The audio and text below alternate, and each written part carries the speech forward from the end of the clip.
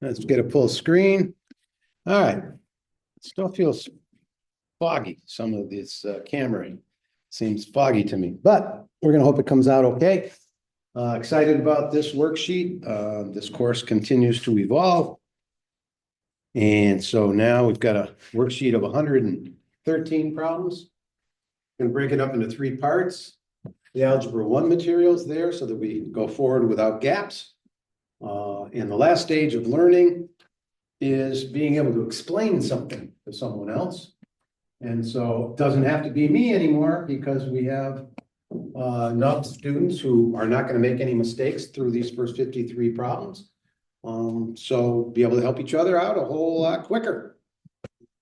And your progress is now entirely up to you because you're going to see repetitively the same material over the next month of the term. Tomorrow, we'll do the 54 to 102 problems, which we've grouped mostly as Algebra 2. Some textbooks introduce things at different times. This is going to be our ln of x, e to the x, exponential logs, early entry trig, solving right triangles with Pythagorean relationships. And then gravy train, the 103 to 113. Those are looks at what you will be working with, more unit circle work, more trig, and I feel ethically responsible to give you an introduction to differentiation and integration. My experience as a calculus teacher is understanding those concepts takes a lot of time.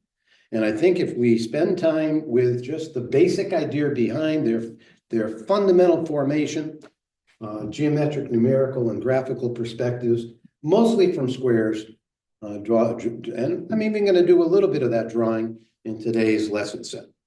All right, so let's have at it. 53 questions coming. I'm going to highlight problem number 4, problem number 44, and there was one other problem number 33. Going to do a little tangential work with those 3 problems, but otherwise it's straightforward. Most of these are going to be mental math, no explanation coming from me, because if you've done the first 35 lesson sets, shouldn't need to talk about any of these problems, except that I want to deepen your understanding in a few areas. So some brief explanations in a few places. All right, so here are the first 5 problems. Write the equation of a line. Let's do that right now. Y equals x plus 7 plus 53. How do we get from -7 to 12? We go up 19. So that's going to be the change in x's. 53 to 14, I'm going down, what, 39? I think I did that right. 4x minus 3 squared. We don't want to have to do anything other than write 16x squared, double that product, minus 24x, plus 9. I think this is slope-intercept or 3 coordinates. I think it's 3 coordinates, so let's do 3 coordinates. I'm going to do the x's first, 4, and the change in x is 2, 6, 8. Then I'm going to take the 5.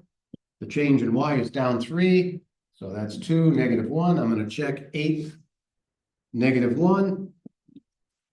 2 goes into 4 twice, minus 6 plus 5, -1. No carelessness. What are the roots? Well, when does y equal 0? I have to go down 7. My multiplier is 2, so I got a division by 2. I've got to go down 7 units, multiplication by 2, division by 2, undo squaring. That becomes imaginary on the outside of the radical symbol. And I'm measuring from the number 1. All right, so those are your roots, and that's a 5-second question. And we will put these in graphing form and do roots again a little later. All right, so you should be able to do this one in the head. Minus 11 over 4, I believe. I'm kind of close to it, but I'm going to subtract 3, and I'm going to divide by 4. So there was no need to do that work. You could have just written the answer and moved on. All right, so what did I ask here? I think I asked, not sure what I asked. Oh, let's see. Well, I do have the problem here. Number 6. I do have the sheet with me. That's a good thing, and I'll leave it here. Solve. All right, so I never wrote equals 0. That's my problem. So we can do that in our head. 18 divided by 3 is 6, plus minus the square root of 6 minus 2. So x equals minus 2 plus minus the square root of 6. All right, so what are you going to do? You're going to bring 18 to the other side. You're going to divide it by 3. You're going to take the plus minus square root. And then you're going to add 2 on this side. So subtraction of 2 on this side. And there's your answer. I got it. I guess I got to finish it off.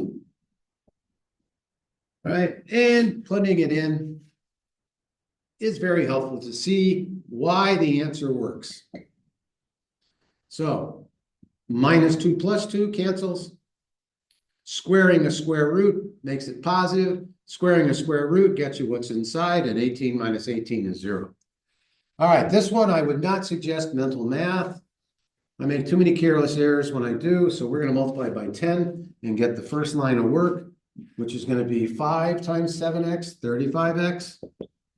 I'm going to have 5 into 10, 2 minus 6x equals 10 times 1 is 10. So we can see our answer is 10 divided by 29. I should be able to see that. Write this as a product. Well, there's only one way to get 3x squared, and that's x times x. Now I'm going to triple the factors of 14, which are 1, 2, 7, and 14. 14 triple, not going to help me here. 7 times 3, not going to help me here. But I do think 2 times 3 is 6. 6 and 7 are 1 apart, and I want that to be the bigger factor because the negative wins the tug of war. All right, f of x is minus 3x plus 2. What is f of minus 6? Should be able to do that in your head. Get a 20. G of x, this one I think you probably, f of x, oh, that's not f of x. This is f of x. And we now want it, this calculation, to equal negative 5 over 4. I think you can do 4 times negative 3, so you know you're going to get a division by 12. All right, and this is a negative on this side. And 4 times 2 is 8, so we're going to get minus 13 divided by a negative, I believe 13 twelfths. Let's check that answer out. 13 over 12. Minus 3 goes into 12 minus 4 times.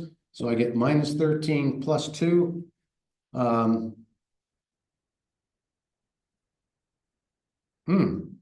Maybe I ought to take more time with this one. So what was the original? The original was, you can tell my cognitive decline here. Where's this problem? Minus 3x plus 2. I'm going to take time with it because I need to right now because I've lost track of where I was. So let's do this out more carefully. Minus 3x plus 2 equals minus 5 over 4. I'm going to multiply by 4, so minus 12x plus 8 equals negative 5. Subtracting gets me negative 13. Dividing by negative 12 is 13 twelfths. Okay, I took the time to do it, so we're going to move on. F of g of a plus 2. So I got to do g of a plus 2 first, because that's the same thing as f of g of a plus 2. All right, so I got to look at the g function. The g function tells me to multiply things by 3 and then to add 4. So every place you have a variable, you can replace it with an open parentheses because we're going to put numbers in. What number am I going to use? I'm going to use the number a plus 2. So that gives me 3a plus 10. And now I have to do f of 3a plus 10. So just talking about it conceptually here. So what is f? F tells me to multiply by negative 3 and to add 2. That's that calculation. The f calculation is now going to take 3a plus 10. And I'm going to multiply by negative 3. So I'm doing that here right now. That's minus 9a. Minus 30 plus 2 is minus 28. That's what you should get. All right, moving right along. I do not encourage you to do this one in your head. So 5x minus y equals 18. We're going to multiply by 2. Oh, I wanted to multiply that one. I never even looked at the problem. I want to multiply this one by negative 2. Minus 10x plus 2y equals negative 36 if I didn't make a careless error. Now I have 2x plus 2y equals 12. There could have been a shortcut. I don't have to negative 2. So I just wanted positive 2. Talking too fast here. All right, positive 2. 10x minus 2y equals 36. There we go. I'm on the right page. 2x plus 2y. If I wasn't talking, I wouldn't make these mistakes. All right, that's gone. And there's your shortcut. You wouldn't even have to write those as you keep doing this. So 12x is equal to 48. Looks like x is 4. So if x is 4, that gives me 20 minus 2. Y should equal 2. It works for this one. Let's check if 4, 2 works for this. 8 plus 4, 12. It works for both, so move on. I think I'll erase this for space. The final frontier. These are, no, that's a different topic. So let's hope you get this one right, because most folks haven't thus far. First rule of factoring here, take out what's common. There's nothing common, so 9x squared plus 1 times 9x squared minus 1. And people have been stopping here, unfortunately, because that can be factored to be what? 3x plus 1, 3x minus 1. It's another difference of 2 squares. I don't care what number you take, and I don't care what second number you take. That can be factored as the square root of n plus the square root of p times the square root of n minus the square root of p. Any, p, not 9. Any subtraction can be written as the sum of the square roots and the difference of the square roots if you visualize the difference of 2 squares. That's the square root of n. All right, so you got to connect algebra to geometry. It's got to be done. You know, I think algebra 1 should be called, what can you do with a rectangle? Well, one thing I can do with my rectangle right now is get my coffee. There we go.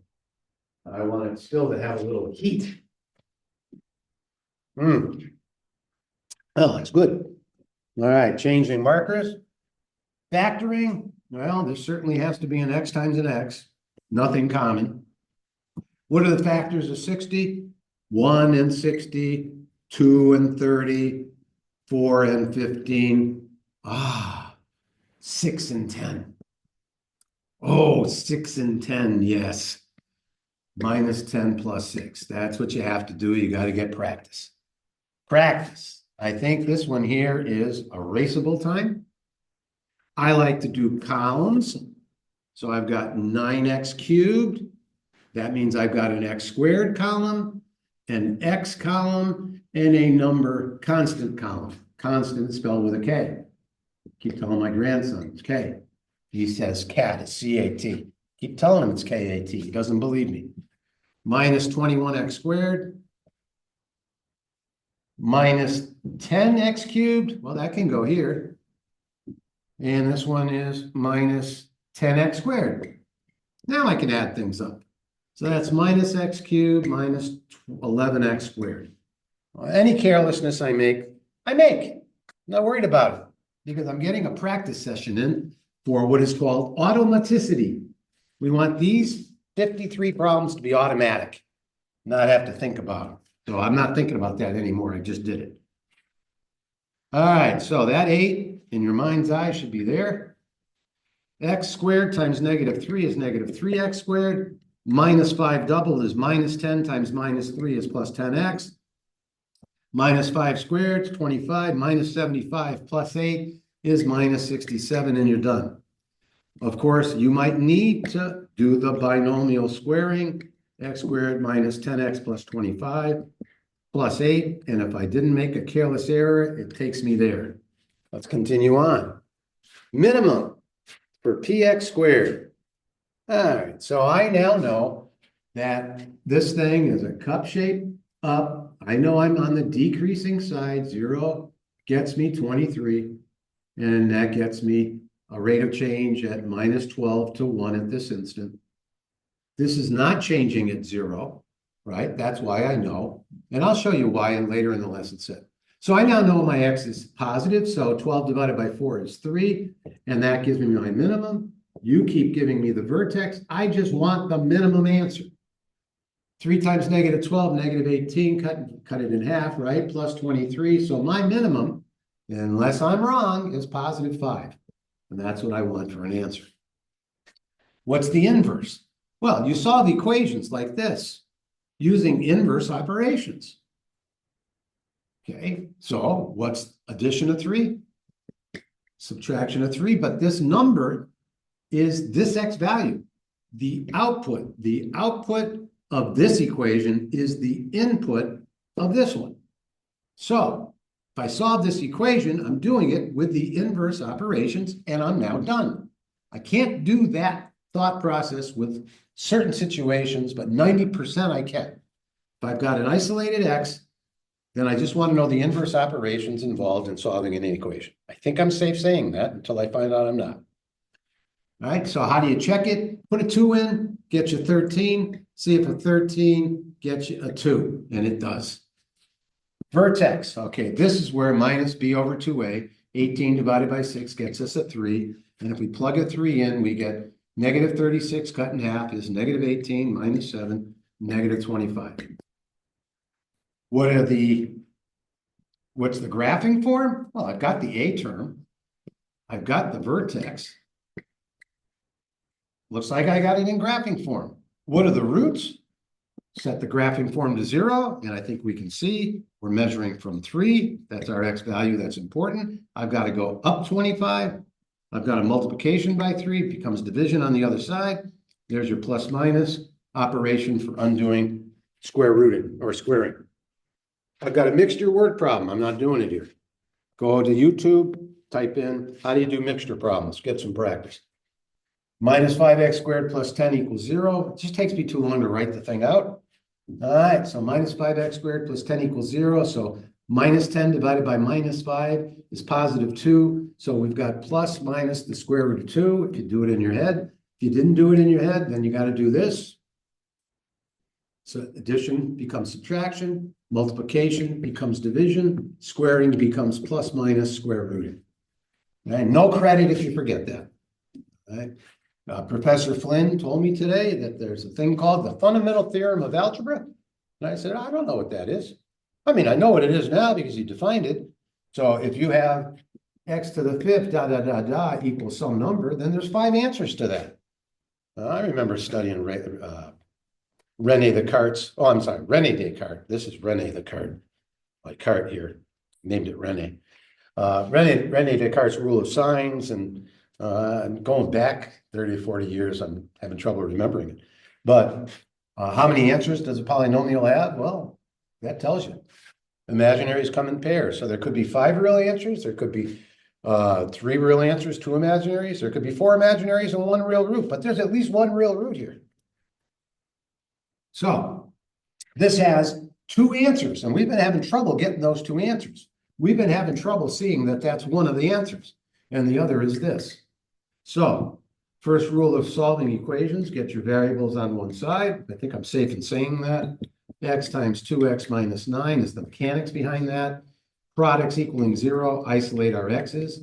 So either this factor could equal 0 or 2x minus 9 could equal 0. So feel free to know that one of your answers is 0 and then take one of the x's away because I haven't lost track of it and solve that. There's a little shortcut to solving those equations. All right, bingo, bango, bongo. This is the one place I think we're really weak in terms of closing gaps in Algebra 1. The 4 operations with algebraic fractions were shortcutting because to get the grade level, e to the x, ln of x, the other logs, the other exponential equations, and the unit circle are paramount, are very important to learn, or you may be in trouble in future classes. So we're putting our eggs in that basket. So you might need a whole lot more practice here, but ain't gonna happen in this class. There's only so much time in a given day and a given semester. And so we're prioritizing all those things that we think you need to survive going forward. All right, so bingo, bango, bongo, which for whatever reason we continue to have trouble with. Bingo, 2 times x minus 2, 2x minus 4. Bongo, 3 times x minus 5, 3x minus 15. Bango, I leave bango alone because you never know when you're going to get a cancellation. So you feel free to bango this way.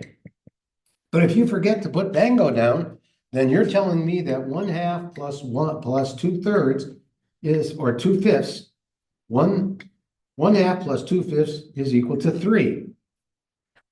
Well, I'm seeing that mistake. I think we're dealing with fractions here. I think we got to get a common denominator. What would bingo, bango, bongo say? It would say 5 plus 4 is 9/10.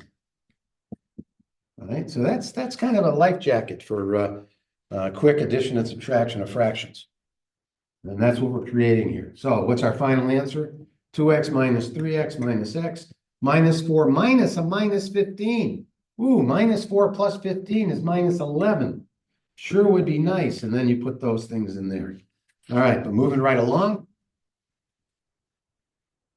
All right, there we go. There we go. There we go. All right, probably slope intercept. I don't think we've done that yet. So minus 2/7 x plus 10/7.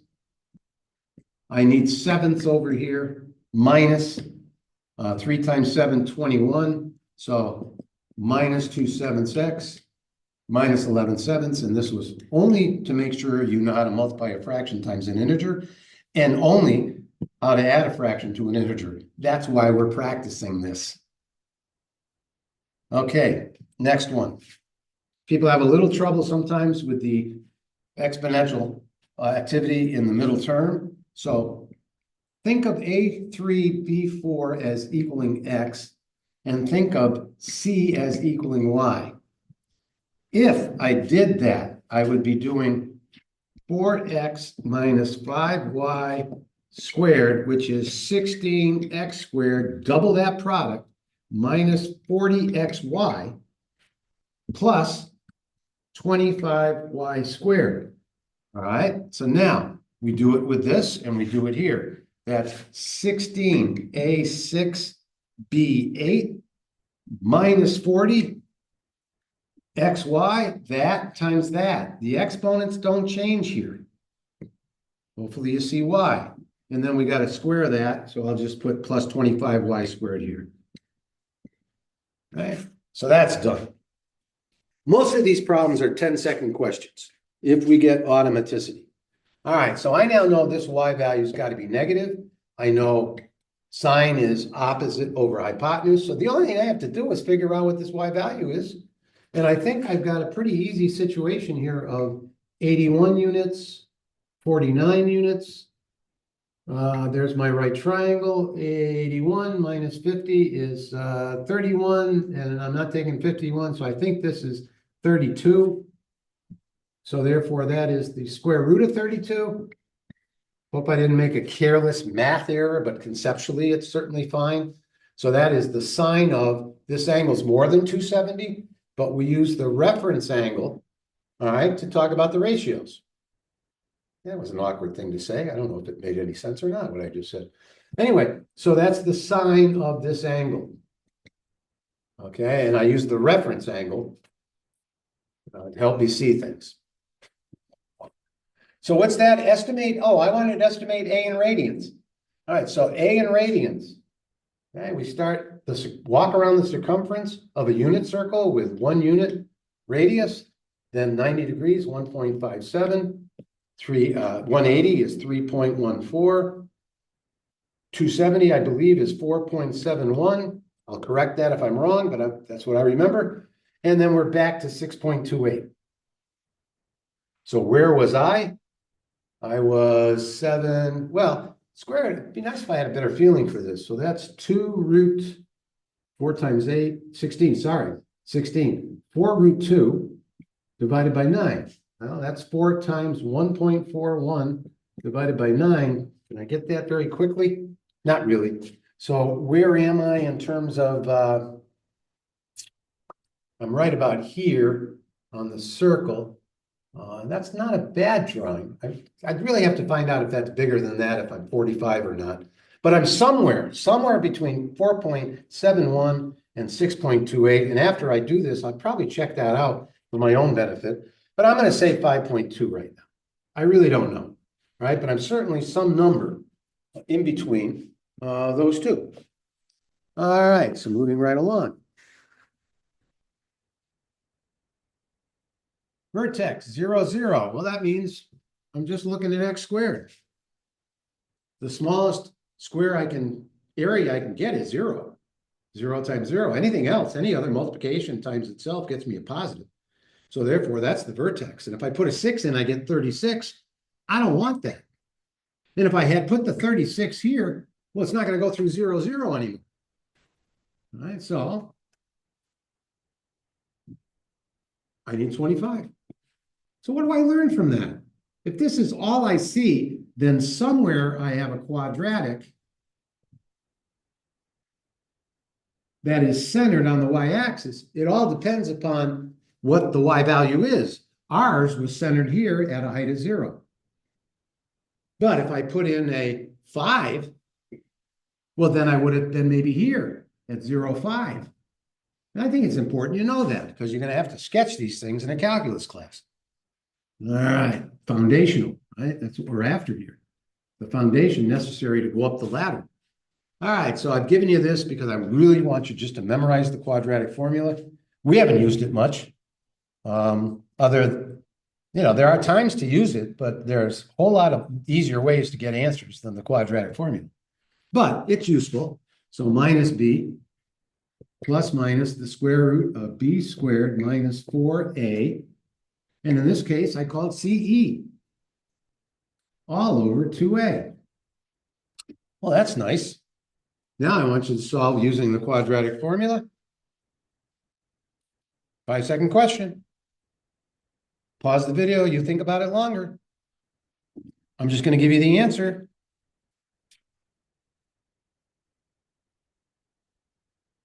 There it is. Okay, next problem. Let's get rid of those. First rule of factoring, take out what's common, which is a 5.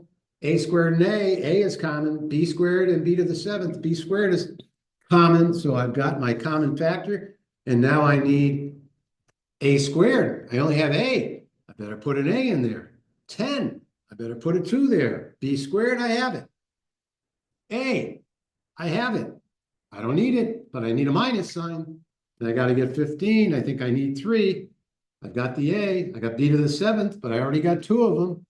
Looks like 5 more gets the job done. Done with that one. All right, what do I see? I see 50 is 25 times 2. So I see a square root. I can see it's imaginary because I got a negative. Square root of 25 is 5. Repetition's my friend. I'm going to get an x, y, z. I think I left more room. Maybe a little more is needed. Thank God I'm on a whiteboard. I got x. 2. Oh, I got the number 2 because I took care of that. I took care of that. I can't do anything with that. I can't do anything with that. But 4 of these helps me because 4 squared, right? Y to the 4th squared is y to the 8th, and I'm taking a square root, and a square root undoes a squaring process. So that's my square root. What's the shortcut? Divide by 2. What's the shortcut?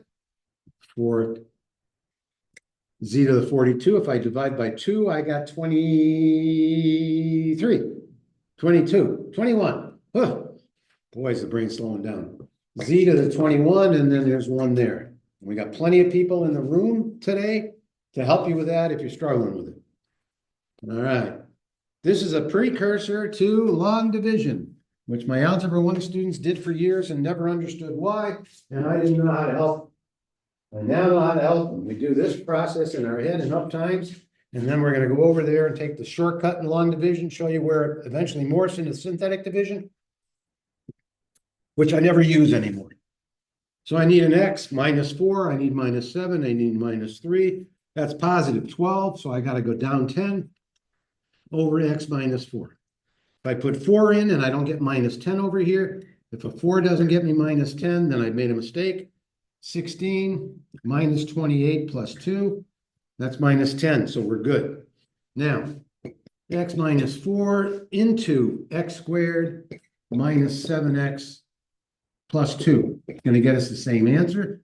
X into x squared. How many times does x go into x squared? People say 2. That's wrong. X goes into x squared, x times. So x times x squared is x squared. I change the sign and add, it's gone. X times minus 4 is minus 4x. I change the sign, it's gone. Well, I'm going to add this up now. Minus 3x plus 2 is left. X goes into minus 3x, minus 3 times x is minus 3x. I changed the sign and now it's gone.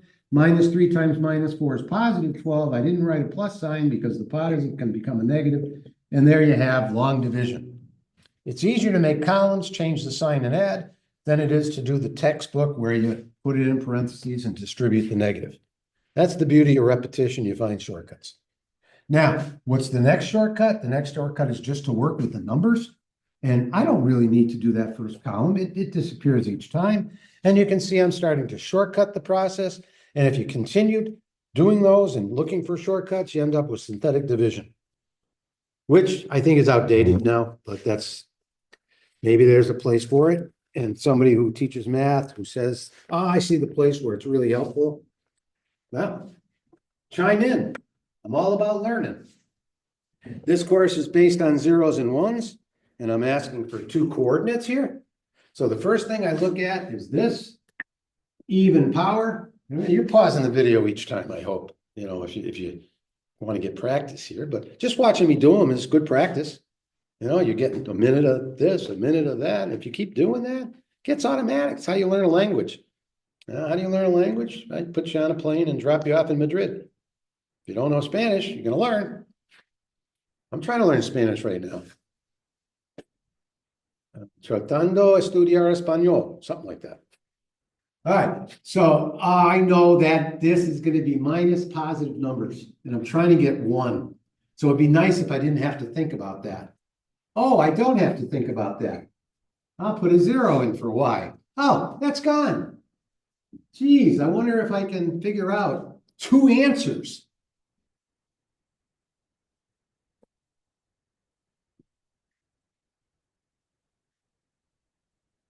I think that gets the job done. All right, so this one here, do it in your head. Subtract 5, minus 3 times 4, minus 12 divided by minus 7 is 12 sevenths. Okay, so what did I do? I moved the 5 over to the right. I multiplied by 4. I divided by minus 7.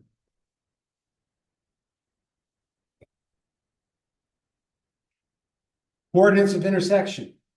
You've heard me say this throughout the semester. The equations we're looking at are the intersection of 2 graphs.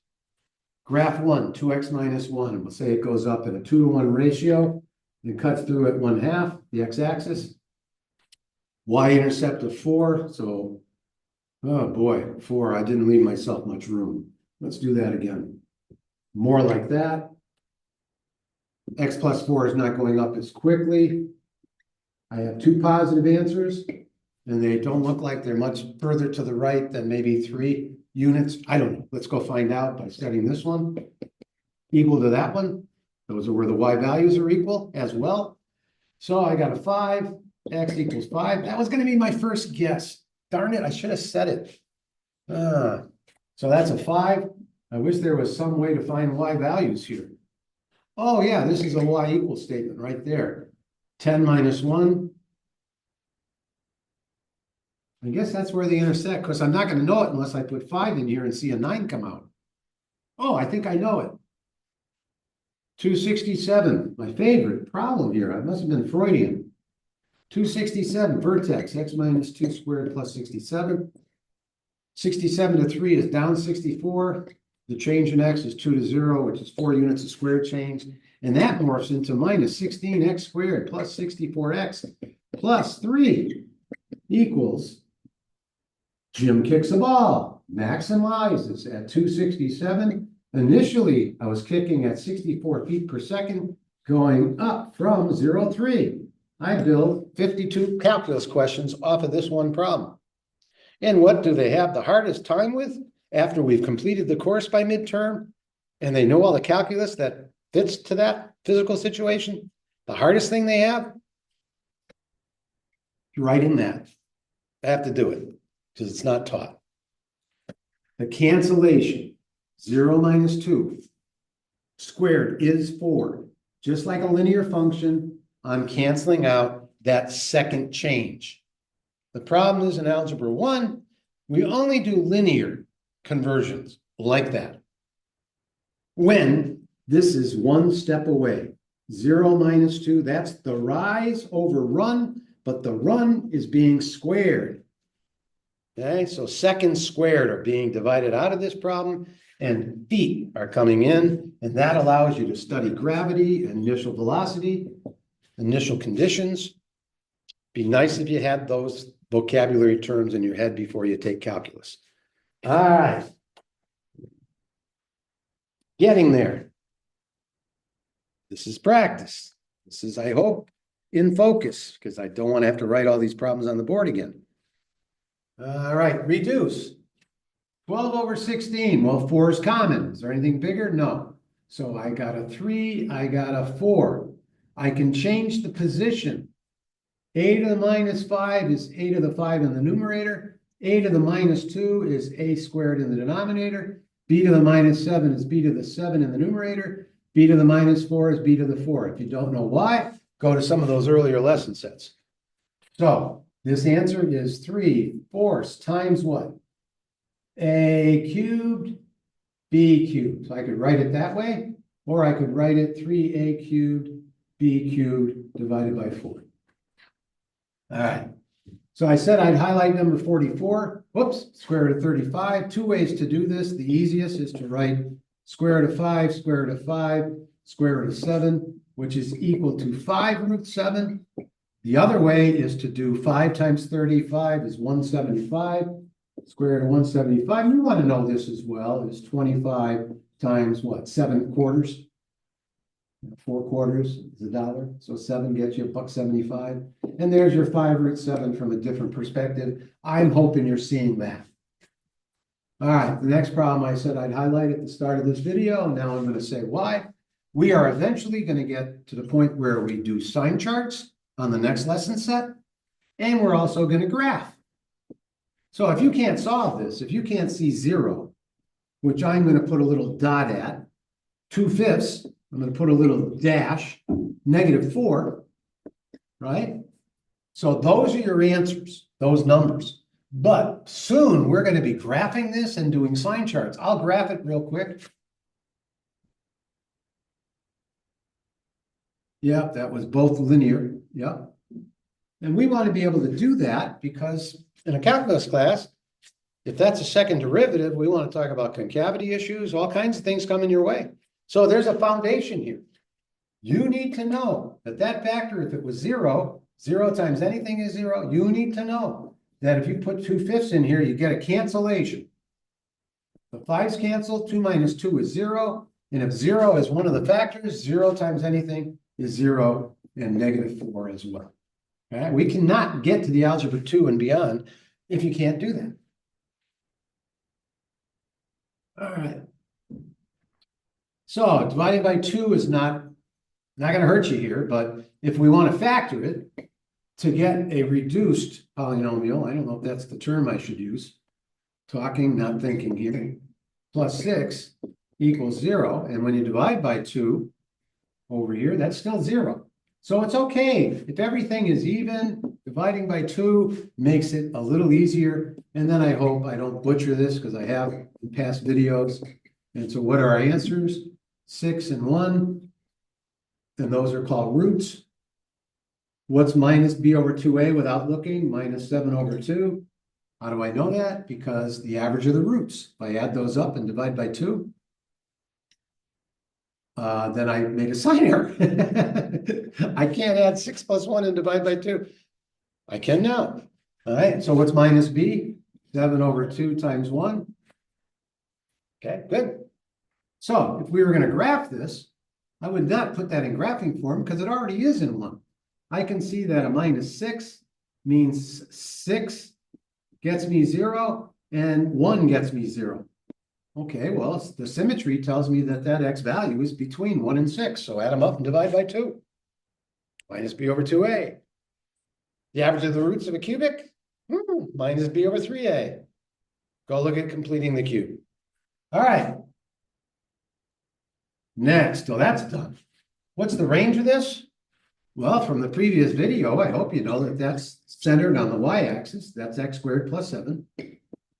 All I've done is taken the trajectory of x squared and taken every y value and added 7. So I think my range is that.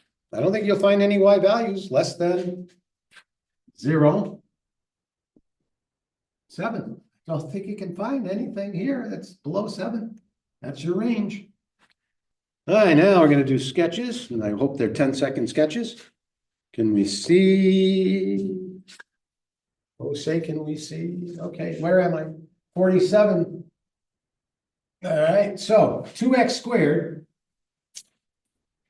Let's have a little calculus discussion, just briefly. Put some thoughts in your head. Just a couple. If you don't want to hear it, you don't have to. You push forward. It's new technology. It's this thing that you can move on the cursor. Yeah, so let's just look at some geometry behind squares. There's no area. And 0 times 0 is 0, but 0.001. I'm going to square 0.001 for x equals 0. And I'm going to do for x equals 1, I'm going to square 1.001. And when it's 2, I'm going to do 2.001. And when it's 3, I'm going to do 3.001. And I'm going to square these. And I know what I get when I square these. 0, 1, 4, 9. And I've showed that. 0, 1, 4, 9. I didn't show it here. But what happens when I square 0, I get that number. Doesn't seem like it's changing much. When I square 1, ooh, those first 3 digits did change. Over here they didn't. 1 gave me 2 units of change, especially if I divide by 0.001. 2, when x equaled 2, its area is 4, but 2.001 gets me 4 units of change. 3 gets me 6 units of change. Wow. So at 0, x squared doesn't seem to be changing much. It's good to know, because this graph over here is made up of 2 parts. It's made up of 2x squared. And if I don't change, I think it's pretty flat there. And I'm adding what to that? The function minus 12x plus minus 3. Minus 12x minus 3. I think that's here. And I think if I add these together, I think if I add these y values, oh, nothing comes from this term when I plug a 0. Nothing comes from that. I think I'm at -3, which happens to be right there. And I think I'm going down. But I think 2x squared eventually is a stronger tug when I start squaring numbers like a billion and multiplying a billion times -12. I think a billion times a billion is a lot bigger than minus 12 times a billion. So I think this thing eventually has a turn to it. Yep. And I think I know where that turn is, but I'm not going to talk about that right now from a rates perspective. Okay, so what do I need? All I need is that vertex, so minus b, 12 divided by 4, positive 3, which I knew anyway, without doing that. And if I drop a 3 in, I get -36 cut in half, minus 18, minus 3, minus 21. I think I've got this thing graphed.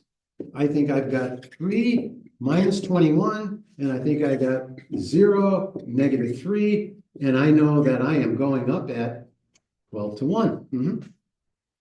Yep. I'm going to keep drawing these squares and add a little discussion to that as we go along, because we're very close to differentiation. And I think an elementary school student in grade 5 is going to be able to figure out what I'm talking about. Doesn't matter the age. I think most math comes from what can we do with a rectangle. All right, so that's B shape up, 3 -21. Wow. Is that a coincidence? Maybe not. 0 is to the left, but 0 doesn't get me -3 anymore. It gets me 6 minus 21, -15. Okay, so that's that graph. Put the arrows there so Milo's happy. 2x minus 5y equals 20. You're going to work with zeros. Plug a 0 in, y is -4. Plug a 0 in, x is 10. Well, of course, it's based on zeros and ones. All right, 10, 0 might be out here. 0, -4 might be there. So what do I learn about standard form with a negative? It's an increasing function. All right, we got point slope. So we are going to go through the 0.5, -5, +2. That makes 0 equals 0. That point, we'll call that point there. And I'm doing what? Going over 4, up 3, and now I have a point and a slope, point-slope form. And if I go over 4 from 5, then that's 9. And if I go up 3 from 2, 9 to 5, that's a job for you right there. All right, so ready to take Rene Descartes, not table for a walk. Where are we at? We did those problems, I think. I think I missed one.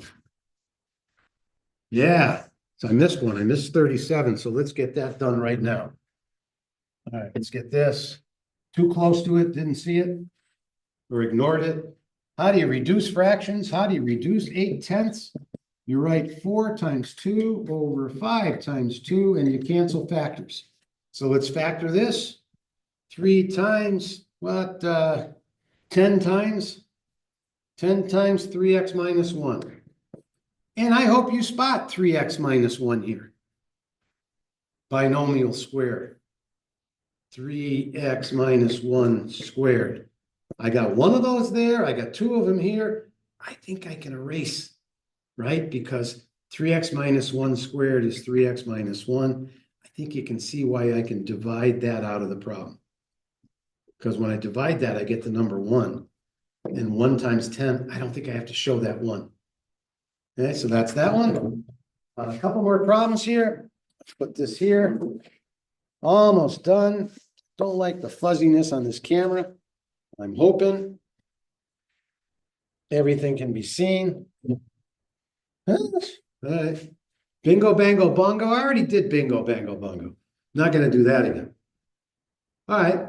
I haven't seen this in a while, but I want to make sure you know that A plus B over C is AC plus BC, because a lot of times people do some cancellation through addition, and boy, is that a mistake. All right, so 2 fractions here. What's the first fraction? Running out of ink. 20 and 8 have 4 in common, so that's 5 halves. And x to the 11, x to the 22, there's 11 more in the numerator. Minus 12 and 8, 4 is common, so that's minus 3 halves. And I think there's 11, there's 1. I think we have 10 more factors in the denominator, because if I erase this one, I could have written x to the 11th as x to the 10th times x. So I hope you can see how that becomes 1 times -12 is -12 over 8. All right, last one, intersection. Hope you realize that if we have calculations, their intersection is where they are equal in the y column and the x column. X squared minus 2x could be graphed as x times x minus 2. So I have roots at 2 and 0. We'll call that 0. We'll call that 2. I have a cup shape up, and I'm hitting a height of 8. All right, so it looks like one of my answers is small negative, and the positive one, the magnitude is bigger. So we bring the 8 to the other side. We set it to 0. We can either complete the square or factor. Since we've done so much factoring, I'll complete the square for practice. X minus 1 squared minus 1 minus 8 equals 0.